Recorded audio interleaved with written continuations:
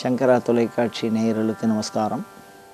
இன்றைய தினம் முதலாவதாக நாம் சிந்திக்க இருக்கின்ற வினாவானது நாக்பூரிலிருந்து, மகாராஷ்டிரா மாநிலத்தில் இருக்கக்கூடிய நாக்பூரிலிருந்து ஒரு அன்பர் கேட்குறார். அதாவது இந்த ஜென்மத்தில் பாவ புண்ணியங்கள்லாம் அடுத்த ஜென்மத்துக்கு வரும்னு சொல்கிறா. இப்போ இந்த ஜென்மத்தில் பாவம் பண்ணி இந்த ஜென்மத்தில் அந்த பாவத்துக்கு உண்டான தண்டனை உடனடியாக அது கிடைக்கிற மாதிரி இருக்கிறது தான் உலகியலில் ஏற்றுக்கிற மாதிரி இருக்குது. ஆனால் சாஸ்திரங்கள்லாம் என்ன சொல்கிறது அப்படின்னு சொன்னால், அடுத்த பிறவிக்கும் அந்த பாவம் வரும், அந்த புண்ணியம் தொடரும் அப்படின்னு சொல்கிறாங்க. நாம் இந்த பிறவியில் விரதம் இருந்துட்டு அடுத்த பிறவியில் புண்ணியத்தை அனுபவிக்கும் போது இந்த புண்ணியத்தினால இதை அனுபவித்தோங்கிற ஒரு எண்ணம் கூட நமக்கு கிடைக்கிறதில்ல, ஒரு சந்தோஷம் கிடைக்கிறதில்ல. எதனால் நாம் இந்த சௌக்கியத்தை அனுபவிக்கிறோம், எதனால் இந்த துன்பத்தை நாம் அனுபவிக்கிறோம் அப்படின்னு நமக்கு தெரியாமல் போகிறது.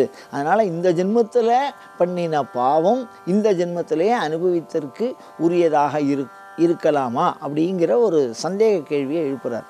ஏன் அந்த அடுத்த பிறவிங்கிற வார்த்தையை பயன்படுத்துகிறீங்க, அதுக்கு என்ன காரணம் அப்படின்னு கேட்குறாரு. அதாவது சாஸ்திரம் ஆத்மஹிதத்தை தான் முதல்ல சொல்லியிருக்கு. அந்த ஆத்மஹிதத்துக்காக மாத்திரம்தான், அதை சார்ந்து தான் மற்றதெல்லாம். அந்த ஆத்மஹிதம்ங்கிறது என்ன அப்படின்னா, ஆன்மா தான் நாம் எல்லாருமே ஆத்மஸ்வரூபம். அதனால தான் பகுத்து உண்டு பல் உயிர் ஓம்புதல் நூலோர் தொகுத்தவற்றுள் எல்லாம் தலை.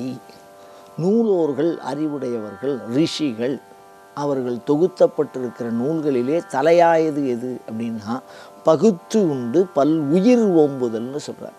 உடல் வேறு, உயிர் வேறு, இறைவன் வேறு அப்படின்னு பகுத்து உண்டு, அதை அனுபவித்து, உண்டுன்னா சாப்பிட்டுன்னு அர்த்தம் இல்லை இந்த இடத்துல, உண்டு அனுபவிப்பது என்பது எதுக்குன்னா அப்படி அனுபவிப்பதாகிற உயிர் ஓம்புதல். இந்த உடம்புக்குள்ளே இருக்கக்கூடிய உயிர் தான் நாம. அந்த உயிர் அறிபொருள், அறிவு பொருள். இந்த அறிவு பொருள் இருக்கிற வரைக்கும் தான் இந்த ஜடத்தை நீங்கள் அனுபவிக்க முடியும். ஜடம்னா இந்த உடம்பு. இந்த பாவம் புண்ணியம் இது ரெண்டுமே என்ன அப்படின்னா, எதுக்காக ஆண்டவன் நம்ம கூட இணைக்கிறான்? அறம் பாவம் எனும் அரும் கயிற்றால் கட்டி இந்த ஆன்மாவை சுற்றி ஒரு கயத்தை வச்சு கட்டுறானா சிவபெருமான். அறம் பாவம், நல்லது கெட்டது, எனும் அரும் கயிற்றால் கட்டி 9 வாயில் குடிலை, 9 வாசல்களையுடைய இந்த குடில், இந்த உடம்பை பற்றி சொல்கிறார். அப்போ இந்த பாவங்கிறது என்ன, புண்ணியங்கிறது என்ன அப்படிங்கிறத முதல்ல தெரிஞ்சுக்கணும். செயல் பாவம் இல்லை, செயல் புண்ணியம் இல்லை. அப்போ எது பாவம் எது புண்ணியம் அப்படின்னா, எந்த செயலின் விளைவானது, செயலுடைய விளைவு நன்மையை தருகிறதோ, எந்த செயலின் விளைவானது துன்பத்தை தருகிறதோ, எந்த செயலின் விளைவானது இன்பத்தை தருகிறதோ, இதுதான் பாவ புண்ணிய சம. நன்மையை தந்தால் அது ஞான செயல், மகிழ்ச்சியை தந்தால் அது புண்ணியம், துன்பத்தை தந்தால் அது பாவம். இப்போ எதுக்கு ஆண்டவன் இதை கொடுக்குறான்னா, நன்மை, சுகம், துக்கம். நன்மைங்கிறது வேற, 3 வேளை சாப்பிட்றோம், அதனால எந்த விதமான நன்மையும் வரப்போகிறதில்லை. ஆனால் சாப்பிடலைன்னா துன்பம் வந்துடும். இப்போ இன்பம்ங்கிறது என்னன்னா, நமக்கு விரும்பிய உணவை விரும்பிய பொழுது சாப்பிடுது. துன்பம்னா என்னன்னா, நம்மளால் சாப்பிட முடியாமல் வியாதியாக போகிறது, இல்லைன்னா சாப்பாட்டுக்கு உணவு கிடைக்காமல் போகிறது. ஒரே விதி தான் 3த்துக்கும். அப்போ இந்த பாவம் புண்ணியம் இதெல்லாம் எதுக்கு இந்த உடம்புல கொடுக்குறான் அப்படின்னு சொன்னால், ஆன்மா ஞானம் பெறுவது பொருட்டு. பச்சை மாவை பெண்டியர்கள்லாம் இட்லி சட்டின்னு ஒரு சட்டி வச்சு அது உள்ளே வச்சு வேக வச்சா அது கெட்டியாயிடும், உண்ண அளவுக்கு முடியும். அதே பச்சை மாவாக சாப்பிட முடியாது. அந்த மாதிரி ஆன்மாக்களை இந்த உடம்புக்குள்ளே எப்படி இட்லியை உள்ளே வச்சா வேக வச்சு அந்த வெறும் மாவை வந்து பக்குவப்படுத்தி எல்லாரும் உண்பதற்கு தக்கவாறு மாற்றுகிறார்களோ, அது மாதிரி இந்த உடல், இது உள்ள உயிர், அந்த உயிரை இரண்டாக அறம் பாவத்தினால் கட்டி வேக வைக்கிறான் நம்மளை. அப்படி வேக வச்சு நம்மை உள்ளே இருக்கக்கூடிய எப்படி மாவு எப்படி பக்குவமாகிறதோ அதை மாதிரி இந்த ஆன்மா பக்குவப்படுத்துவதற்காகத்தான் பாவமும் புண்ணியமும் இருக்கு. அந்த ஆன்மா பக்குவப்படலை அப்படின்னா நீங்கள் என்ன பண்ணியும் அதனால் பிரயோஜனம் இல்லை.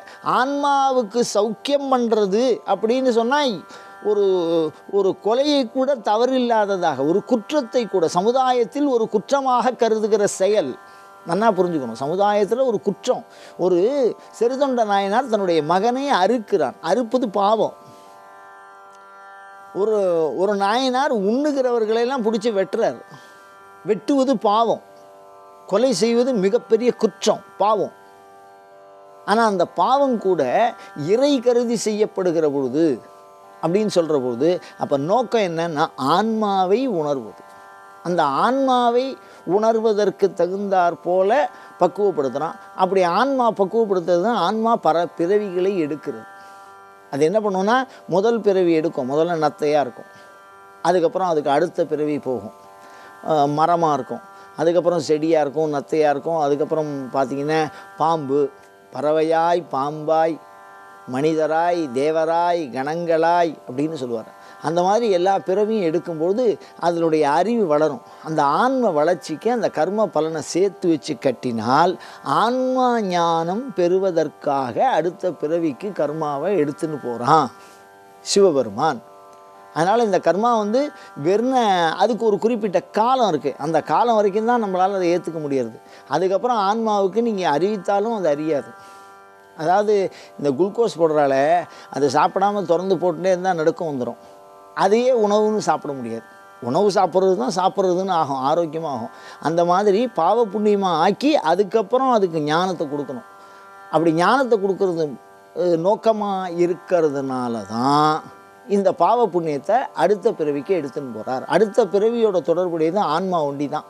அந்த பாவமும் புண்ணியமும் ஆன்மாவோட தொடர்பு பெறும். அப்போ ஆன்மாவுக்கு எது புண்ணியம் அப்படின்னா அது தன்னைத்தான் அறிவது. தன்னைத்தான் அறிவதற்காக மாத்திரம்தான் இந்த பாவ புண்ணியங்கள் அடுத்த பிறவிக்கு எடுத்து செல்லப்படுகிறது.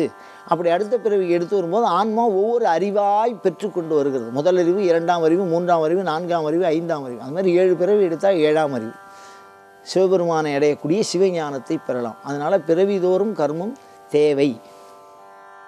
அதை இறைவன் ஞானத்திற்காக எடுத்து செல்கிறான்.